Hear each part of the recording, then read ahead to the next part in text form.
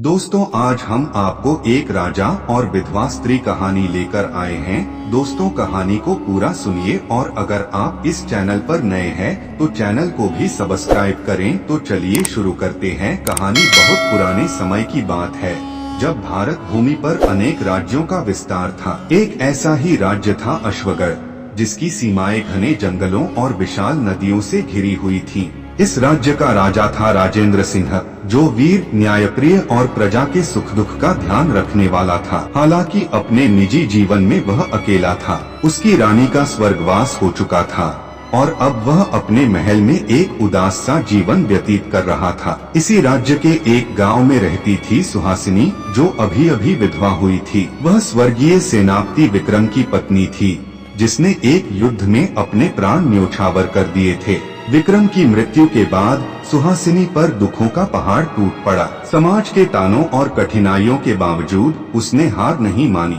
वह अपनी 2 साल की बेटी चंद्रिका के लिए जीना चाहती थी। एक दिन राजा राजेंद्र सिंह शिकार पर निकले। जंगल में उनका घोड़ा घायल हो गया और वह दल से बिछड़कर एक गांव में आ पहुँचे। यह वही गांव था जहां सुहासिनी रहती थी। राजा ने गांव के लोगों से सहायता मांगी और सौभाग्य से सुहासिनी ही वह पहली स्त्री थी जिसने राजा को देखा। आपकी तबीयत ठीक है महाराज? सुहासिनी ने चिंता से पूछा। राजा ने एक थकी हुई मुस्कान दी। हाँ, पर मेरा घोड़ा घायल है और मुझे आश्रय की आवश्यकता है। सुहासिनी ने राजा को अपने घर में ठहराया और उनके लिए भोजन बनाया। राजा को उसकी सरलता और निस्वार्थ सेवा ने बहुत प्रभावित किया। राजा 2 दिन तक सुहासिनी के घर पर रहे, जब तक कि उनके सैनिक उन्हें ढूंढने नहीं आ गए। इस दौरान उन्होंने सुहासिनी के संघर्षों को करीब से देखा।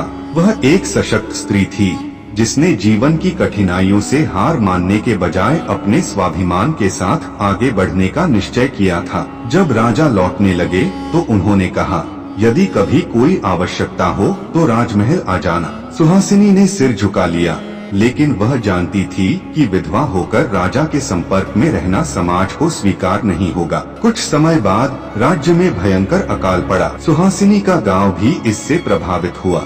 अन्न और जल की भारी कमी हो गई। विवश होकर सुहासिनी अपनी बेटी को लेकर राजमहल पहुंची। राजा ने उसे देखकर प्रसन्नता व्यक्त की और तत्काल उसके गांव के लिए राहत सामग्री भिजवाने की व्यवस्था की। धीरे धीरे सुहासिनी और राजा के बीच बातचीत बढ़ी। राजा ने देखा कि सुहासिनी में एक अद्भुत नेतृत्व क्षमता थी। उन्होंने उसे राजमहल की अनाथ और विधवा महिलाओं की देखरेख का कार्य सौंप दिया। समाज को यह स्वीकार नहीं था कि एक विधवा स्त्री राजमहल में रहे और राजा के इतने करीब आए। दरबारियों ने राजा से प्रश्न किए, महाराज, एक विधवा स्त्री को राजमहल में रखना उचित नहीं, इससे आपकी प्रतिष्ठा धूमिल होगी। राजा ने उत्तर दिया, किसी स्त्री का सम्मान उसके वैवाहिक जीवन से नहीं, बल्कि उसके व्यक्तित्व और कर्मों से आंका जाना चाहिए। इसके बावजूद विरोध बढ़ता गया। सुहासिनी को यह चिंता सताने लगी कि कहीं वह राजा के लिए परेशानी का कारण न बन जाए।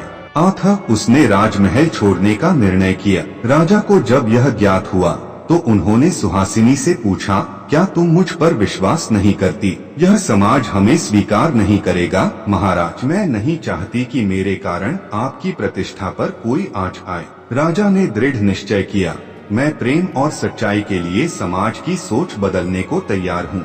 उन्होंने अपने राज्य में घोषणा कर दी कि अब से विधवा स्त्रियों का पुनर्विवाह सम्मान पूर्वक किया जाएगा और उन्हें समाज में समान अधिकार मिलेंगे। समय के साथ लोगों की सोच बदलने लगी। राजा ने सुहासिनी से विवाह किया और उसे अपनी महारानी बनाया। यह विवाह केवल एक राजा और विधवा स्त्री का नहीं था, बल्कि उन सभी विधवाओं के लिए एक संदेश था कि वे भी समाज में सम्मान के साथ जी सकती हैं। राजा और सुहासिनी ने मिलकर राज्य में अनेक सुधार किए, जिससे विधवाओं और अनाथों को एक नया जीवन मिला। दोस्तों, कहानी कैसी लगी हमें कमेंट करके बताएं और ऐसी ही कहानी सुनने के लिए हमारे इस चैनल को जरूर सब्सक्राइब करें। धन्यवाद।